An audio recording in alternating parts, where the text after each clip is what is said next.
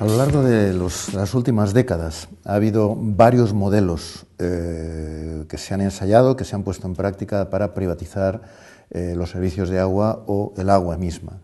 El primer modelo fue el que se conoce como el modelo chileno. En los tiempos de Pinochet emergía ya de manera teórico-práctica lo que luego se ha venido a denominar claramente las corrientes neoliberales. Entonces les llamábamos los Chicago Boys, ¿no? Y encuentran en Chile, dictadura, la posibilidad de hacer un laboratorio, digamos, en vivo de todo un país para ensayar las teorías neoliberales en materia de aguas. Lo que se hace es el modelo chileno, que consiste en privatizar materialmente los ríos, de manera que si ahora una entidad chilena, un ayuntamiento, una persona quiere obtener una concesión de aguas en Patagonia, por ejemplo, antes tenía que viajar a Madrid, ahora tiene que viajar a Roma a comprarla a quien detenta la propiedad real de los ríos de Patagonia, que es prácticamente Endesa. Ese modelo no se ha extendido a otros países, de manera que quedó cristalizado en Chile y además vinculado a la Constitución, de manera que para cambiar la ley de aguas Pinochet dejó atada la privatización de los ríos, la privatización del agua a una reforma constitucional que requiere unas mayorías imposibles de alcanzar. El segundo modelo es el modelo Thatcher, se desarrolla más adelante. Thatcher lo que hace es no privatiza los ríos, privatiza las infraestructuras urbanas de agua, de manera que por un precio simbólico de una libra esterlina entrega toda la red de abastecimiento y de saneamiento de la región metropolitana de Londres a una empresa privada que es Thames Water. Y al mismo tiempo pone una institución pública de supervisión, un regulador. Bien, ese modelo tampoco se ha extendido, de manera que se privatiza la infraestructura y la gestión. El modelo que se ha extendido y que confrontamos a nivel mundial y que tiene el apoyo del Banco Mundial es el modelo francés, el llamado PPP, partenariado público-privado, que consiste en ofrecer incluso, no se privatiza el agua, no se privatizan los ríos, no se privatizan siquiera las infraestructuras necesariamente. Lo que te ofrecen las grandes multinacionales, Akbar es expresión de Suez, Aqualia, Veolia, son las grandes matrices francesas de carácter internacional. Lo que te proponen o lo que proponen e impulsan es la privatización de la gestión. De manera que a través de empresas en ocasiones público-privadas, en donde ellos no tienen inconvenientes en minoría financiera y que sea el ayuntamiento o la institución pública que tenga el 51% de las acciones, pero el punto clave es quién controla la gestión. De manera que hay, en nombre del savoir-faire, del know-how, de la tecnología sofisticada que se requiere, etcétera, etcétera, se reservan el 100% de las decisiones técnicas, de las decisiones empresariales, de las decisiones de gestión. De manera que se privatiza a través de la información. Ni siquiera la clave ya es la mayoría financiera, sino se privatiza el negocio a través de la información, el control de la información, el control de la gestión. Ese es el modelo más sofisticado que presiona, que se instala a nivel global y que ha llevado a la rebelión de Uruguay, a la rebelión de la Guerra del Agua de Cochabamba, de Argentina, y en estos momentos, bueno, pues está en un punto interesante, pues porque ya hay una reacción popular en torno al derecho humano al agua, y cuando se habla de derecho humano, pues el derecho humano, como el cariño verdadero de la copla, ni se compra ni se vende, no se mercadea con él. Y ahí estamos.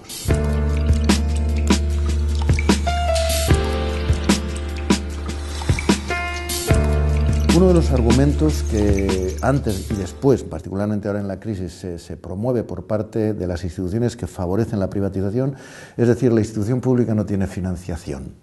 Hagamos que en una colaboración del privado haya financiación privada para el desarrollo de los servicios públicos de saneamiento.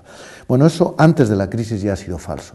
Los estudios técnicos que se han hecho demuestran cómo Argentina, por ejemplo, después de todo el tiempo de privatización, cuando se hace balance de cuánto invirtió las grandes empresas privadas europeas, españolas en particular y francesas, en esos servicios privatizados, la inversión siguió siendo pública.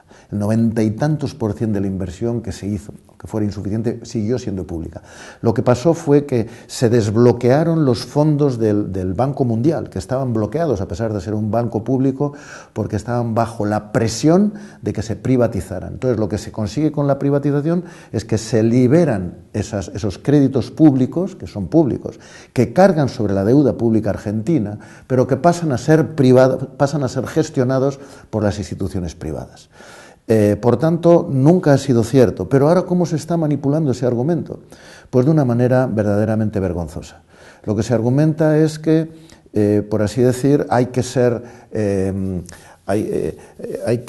austeros. De repente la austeridad es una virtud, que defendíamos otros en otros momentos también, en crisis y sin crisis, ¿no?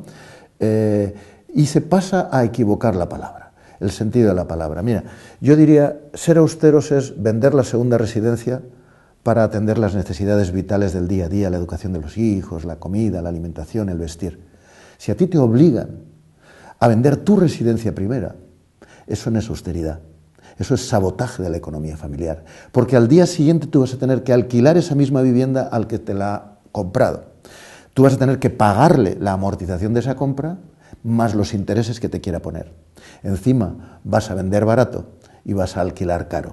Bueno, pues cuando nos dicen, en nombre de la austeridad, privaticemos el canal de Isabel II o privaticemos aguas del Ter Llobregat en Barcelona, en Cataluña, eso no es austeridad, es sabotaje social a la economía ciudadana, porque al día siguiente de privatizar ATL o de privatizar el canal de Isabel II, tú tendrás que alquilar los servicios privados y tendrás que pagar lo que ellos hayan invertido, más los intereses que te quieran poner.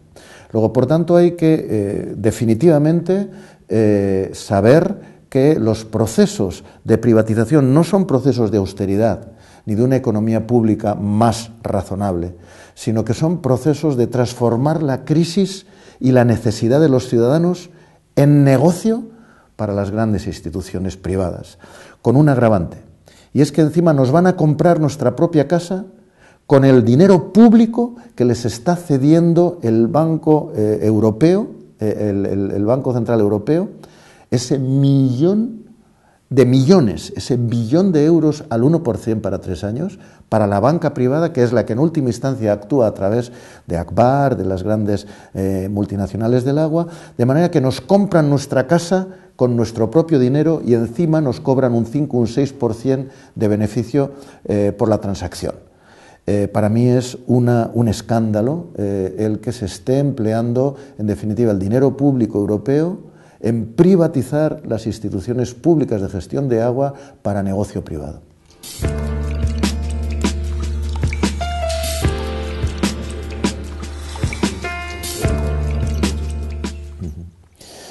En efecto, Naciones Unidas estima que del orden de 1.000 millones no tienen garantizado el acceso al agua potable y del orden de 2.000 millones no tienen acceso a servicios básicos, muy básicos de saneamiento. Y como consecuencia, Naciones Unidas estima 10.000 muertes diarias. Pero solo se está refiriendo a una estimación de 10.000 muertes por diarrea, es decir, por contaminación biológica del agua. No se contabilizan las afecciones tóxicas, que están creciendo de manera exponencial por la minería a cielo abierto, particularmente de oro, la minería del cianuro, en cabeceras fluviales como en Perú, como en toda América Latina, todos los Andes, Centroamérica, México, África, Asia. Y otra fuente de contaminación tóxica descomunal que está afectando al agua de boca de millones de personas, los agrotóxicos en gran parte del mundo. Todo eso no se contabiliza, con lo cual podemos estar hablando que esos 10.000 muertes se podrían probablemente duplicar o más, y eso ni siquiera se tiene estimado. Al mismo tiempo, y fruto quizá de la reacción social que este problema produce, Naciones Unidas recientemente, a propuesta de Bolivia, aprueba sin votos en contra, aunque sí con abstenciones significativas, en el plenario de Naciones Unidas, la Asamblea General, la declaración formal del derecho humano al agua potable. Eso completado con la labor que había iniciado España y Alemania, promoviendo en el Consejo de Naciones Unidas de Derechos Humanos en Ginebra esta misma discusión, pues nos está llevando a un contexto interesante. No por... digamos, por los poderes fácticos que están operando a nivel internacional, sino como fruto de la presión social que se está consiguiendo ejercer a través de los movimientos contra la privatización del agua y por la declaración formal y efectiva del derecho humano al agua potable. Estamos en un punto de inflexión que no es que porque Naciones Unidas haya declarado ya hemos conseguido, ni mucho menos, todo el mundo es consciente que no, pero sin embargo es un punto de inflexión en donde que da cuenta del avance social, político, cultural que está consiguiendo los movimientos contra la privatización y que Naciones Unidas tiene su eco en esa declaración formal que habrá que seguir trabajando.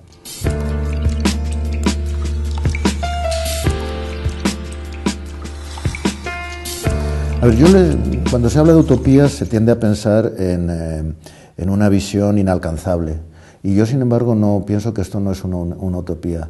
La necesidad del agua para vivir, como la del aire y como la de otras cosas muy, muy básicas, es tan necesario que en la medida en que la conciencia social lo descubre, eso deja de ser una utopía. Pasa a ser una reivindicación irrenunciable y se ganará. El derecho humano al agua no se está ganando por un compromiso ideológico, sino por una necesidad. Una madre ve morir a su hijo porque no tiene disponible agua potable, a esa madre le crecen los colmillos y empieza a luchar. Y lo que esa madre ya discute no es una utopía, es una necesidad que se va a transformar en realidad. Cuando en estas cosas se me habla, los foros sociales hablan de que otro mundo es posible, y yo miro cosas como esta, como el derecho humano al agua potable, el saneamiento, la recuperación de la salud de los ecosistemas como base para la vida, yo digo, otro mundo de ese tipo es posible, sencillamente porque es necesario. Y por tanto lo estamos haciendo posible ya. Los países empiezan a meter esto en sus constituciones. Naciones Unidas se ve obligada a reconocerlo formalmente. La privatización en América Latina echa marcha atrás. París vuelve a la gestión pública de agua después de 70 años de privatización. Y tú y yo estamos hablando aquí en público de algo que hace 10 años ni siquiera discutíamos. Luego, mi utopía no es una utopía inalcanzable en este sentido. El agua es un elemento muy pedagógico porque es muy necesario. Yo no sé cómo emocionar a la gente con el anhídrido carbónico, pero sí he visto llorar a las madres jachalleras diciendo con una pancarta, decía, el oro es de los ricos, de acuerdo, pero el agua es de todos. El argumento es tan potente. El agua es un elemento de racionalidad, de buen sentido común, pero también emocional. Y la combinación de razón y emoción es imparable. Y estamos en ello. Esto no es una utopía, lo vamos a ganar.